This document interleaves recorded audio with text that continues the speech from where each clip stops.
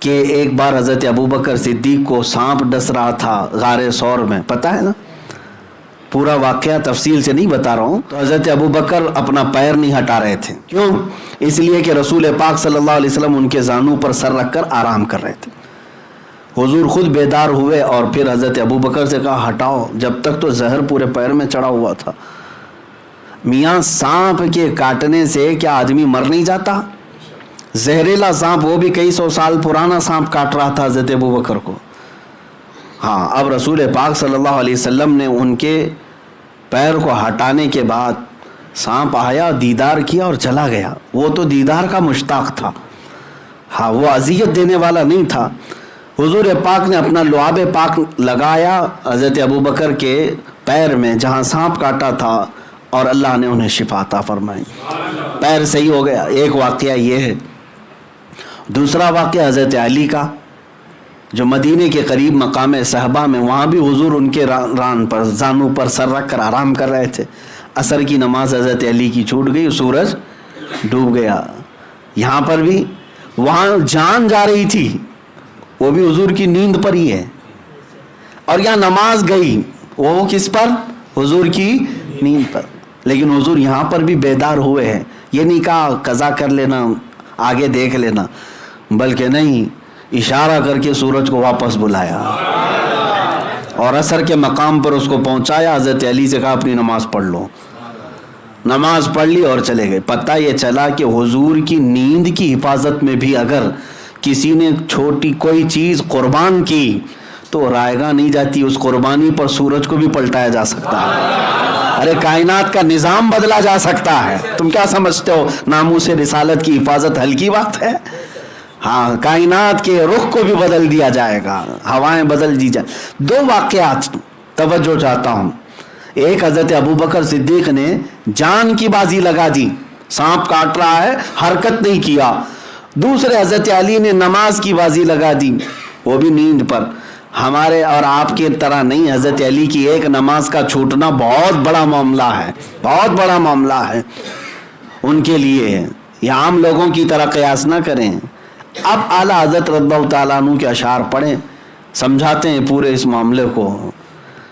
صدیق بلکہ غار میں جاں ان پہ دے چکے، حفظ جان تو جانے فروز غرر کی ہے. یعنی جان بچانا بہت بڑا فرض ہے. جان بچانا کیا ہے؟ فرض. ارے میاں، جان بچانے کے لیے شریعت نے یہاں تک کی چھوٹ دی ہے کہ اگر ایسی نوبت آ گئی کہ کہیں کچھ نہیں ملتا تو کوئی حرام گوشت کا ٹکڑا ملے اور وہ کھا کر بچا سکتا ہے تو بچا لے. یہاں تک کی چھوٹ شریعت نے دی. یہ حفظ جان کی حفاظت کرنا بہت بڑا فرض ہے، لیکن وہ بھی انہوں نے خیال نہیں کیا. وہ فرض تھا نا، جان بچانا کیا ہے؟ فرض. بہت سارے لوگ یہی کہتے ہیں حضرت آج آپ کہہ رہے ہیں ٹھیک ہے باہر جانا خطرہ ہے، جان کی حفاظت تو فرض ہے نا، گھر میں بیٹھنا چاہیے، جان کی حفاظت فرض ہے. اب میں آپ کو سمجھاتا ہوں جان کی حفاظت کیسے فرض ہے. ایک، جان کی حفاظت فرض تھی لیکن اس فرض کو چھوڑ دیا حضرت ابوبکر نے. اعلیٰ حضرت فرماتے ہیں صدیق بلکہ غار میں جان ان پہ دے چکے، حفظ جان تو جانے فروز غرر کی ہے. مولا علی نے واری تیری نیند پہ نماز، وہ بھی نماز عصر جو سب سے اعلیٰ خطر کی ہے.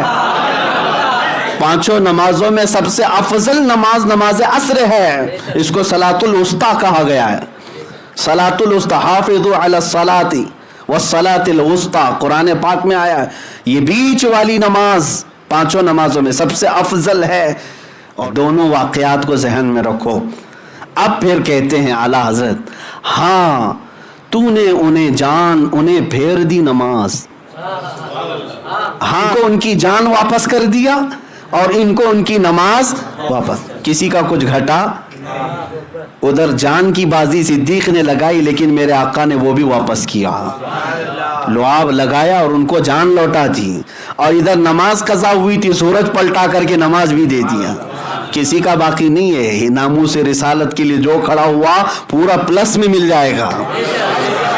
ہاں تو نے انہیں پھیر دی نماز، پر وہ تو کر چکے جو کرنی بشر کی ہے. ہاں یہ دونوں صحابہ نے کیا کیا؟ جو بشر کو کرنا چاہیے تھا وہ کر دیا. اب جو یہ پورے دو واقعات کا خلاصہ کیا نکلا؟